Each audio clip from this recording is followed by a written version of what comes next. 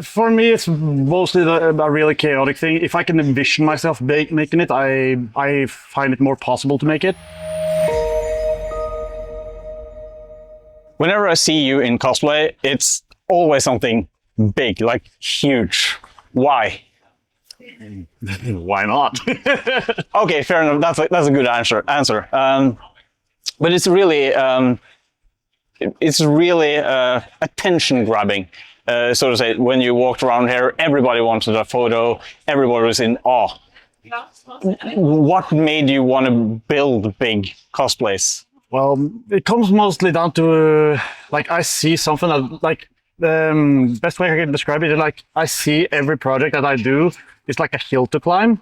So it's kind of like if I can prove, for example, in bodybuilding that you, for example, try to do a deadlift, for example. That's kind of like the same. Like I want to prove to myself that I can do it, and then maybe when I get old, I have like a milestone to look back on and look, I did that. Yeah. So it's more like a personal challenge. Yeah. Because this isn't the first big cosplay. No. You have Space Marine. Yep. You have what's the one with the fur? That's a orc from World of Warcraft. Yeah. Do you have any other big ones that I have a creeper for Minecraft, which is roughly true scale. But that one I haven't debuted yet. Yo, you will debut that tomorrow. Yes. Hopefully, I will have gotten footage from that, so that'll be shown here as well. Mm-hmm.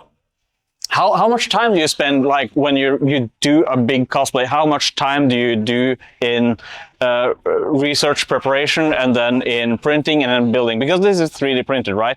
Yeah. Yeah.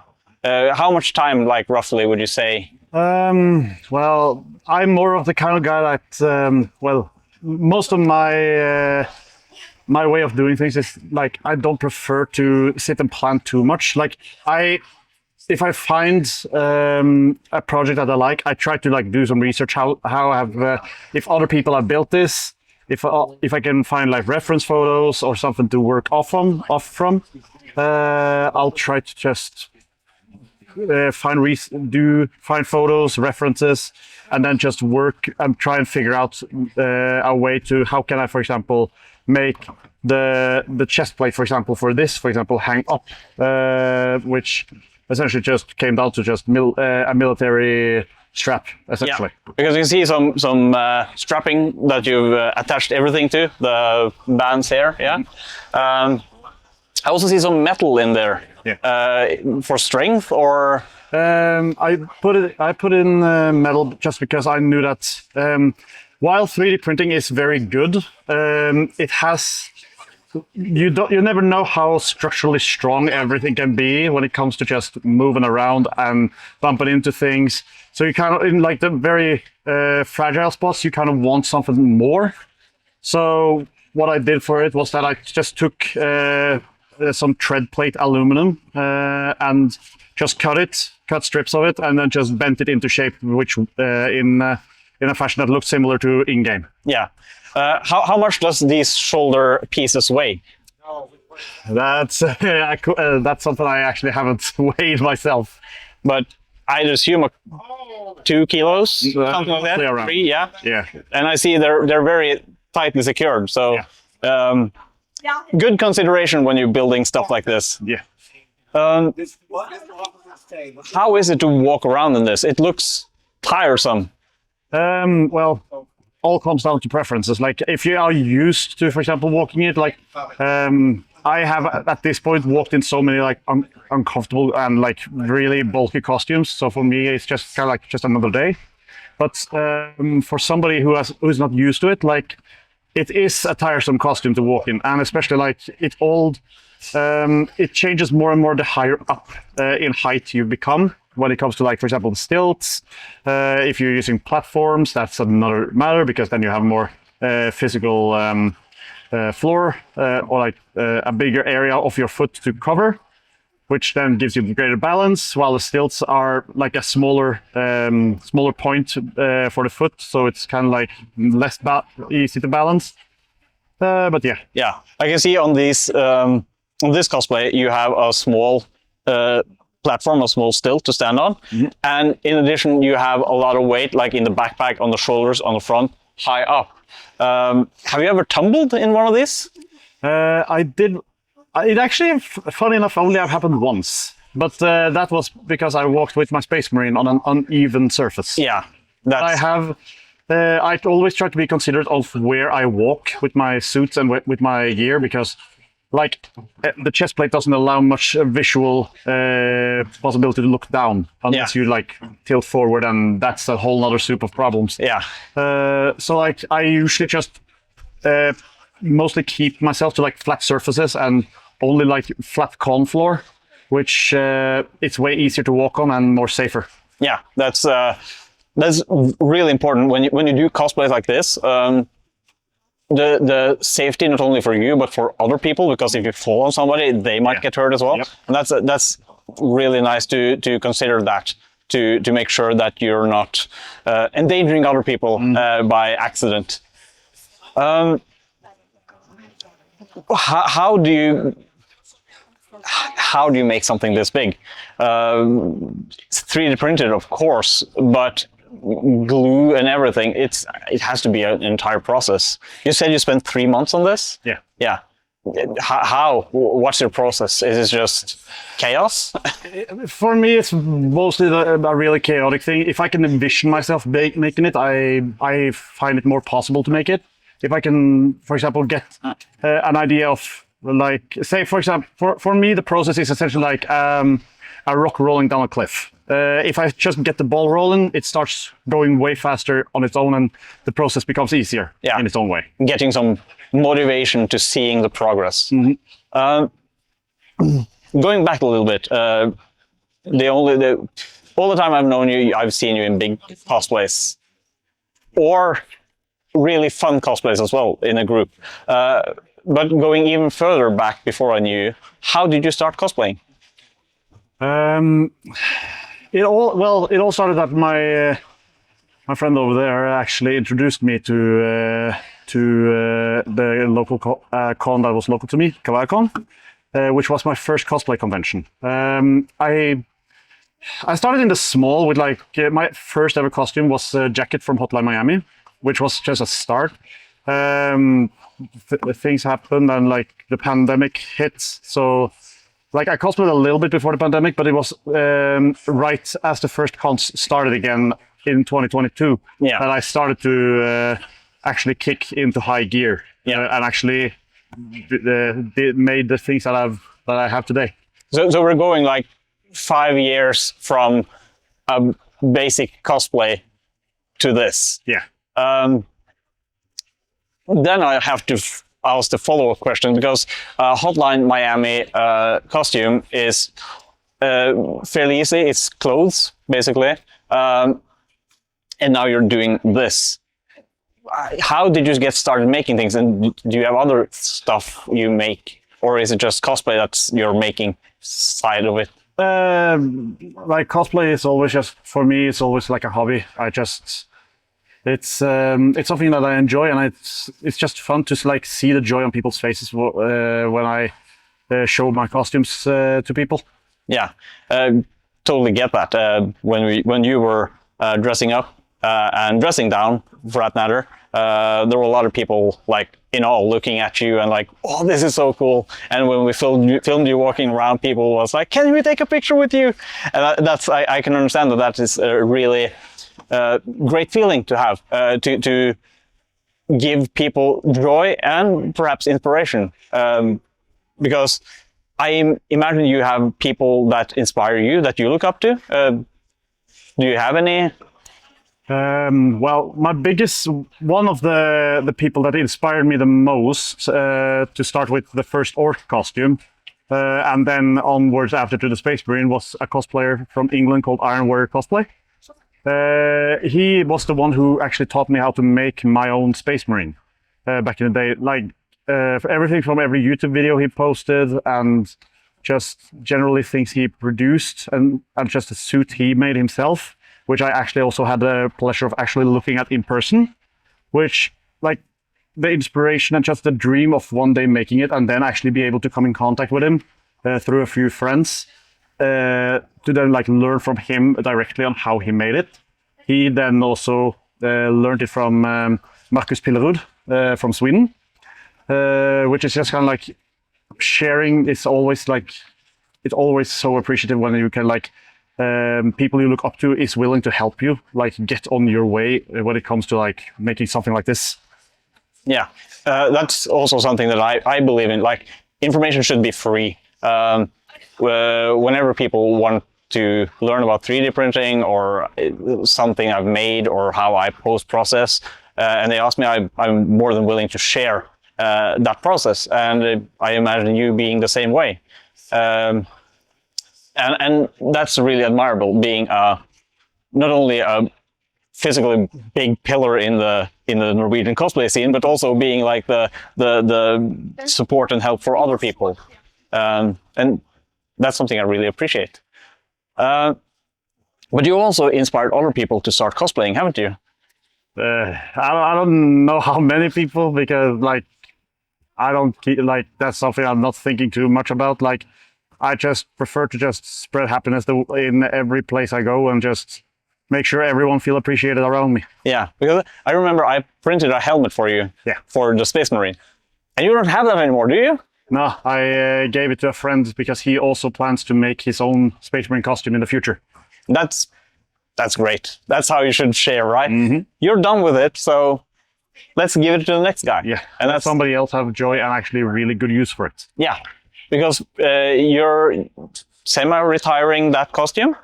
No, not the Space Marine. No, you're making a new helmet. Yes. Yeah, and then of course having another helmet at home wouldn't really be. Yeah, that would just take place. Yeah. And imagine you don't have any big mansion you live in. How do you store these cosplays? Because I would imagine they take a lot of space. Well, for now at least, I had to do some upgrades for my storage, but like most of it is pretty much kept in my workshop at home, where I just store everything. So it's just kind of like just having to play Tetris almost all the time just to make sure that everything is out of the way, doesn't get like paint or anything else when I work on all the costumes, and that there's still space. Yeah. But it's safe to say, like I'm slowly starting to run out of space. So like big costumes is, I'm soon gonna at least slow down on making bigger suits. Yeah, because I can imagine like your Space Marine, it takes the same space if it's on you or if it's not on you. It takes like the same volume, right? And I can imagine that being an issue when you have the Space Marine, the Orc, this costume, and everything needs the same space. Mm-hmm. So imagine you have lots of 3D printers since you print this much. Only one. You're a more patient man than I am. It's nice when your printer can just be like, you can start it and you have it on your phone, so you can keep an eye on it and you can just start it and forget. Yeah. Or like start it and do something else. Yeah, that's how it should be. How many hours of printing is this? Total, this like all the armor pieces took around 3 months to print in total. 3 months. That's a lot of hours. Mm-hmm. What is the material? The material is PLA, aluminum, and fabric. Yeah. So no PTG, no ABS, just PLA. PLA plus or just PLA? Standard PLA. Yeah. PLA is very, very solid, so it's a good choice. It might shatter if it breaks, but the thing is that you've made this, so you know how to repair it. Yeah. How many repairs do you go through after a con? It all comes down to the like if somebody have, for example, if I have either, for example, if I've fallen, if I have, if for example wear and tear, where for example straps and other things might snap or rip, and like the 3D print might go up in the seams.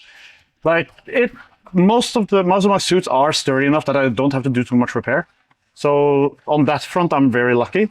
But like some of my suits, especially my Space Marine, have started to show the age of time. Yeah. So it's slow. I'm slowly but surely gonna start like switching out parts. Yeah, like replacing this and this, but it's not. That's not as big as starting with nothing, right? So, and I also heard when you jumped down, there was a crack. Yeah. I haven't located it yet, but I assume it's on your left thigh. I think so. Yeah. Okay. Yeah, the right thigh. Something said crack. I'm not sure if the camera picked it up, but we'll inspect it and see if how difficult of a fix that is. Do you have any other cosplay in mind in the future? For future plans, I'm probably gonna scale down a good bit, but like for future plans, it is I have a small bucket list. Like this one, the Space Marine was on it, so I had a bucket list of 4 suits.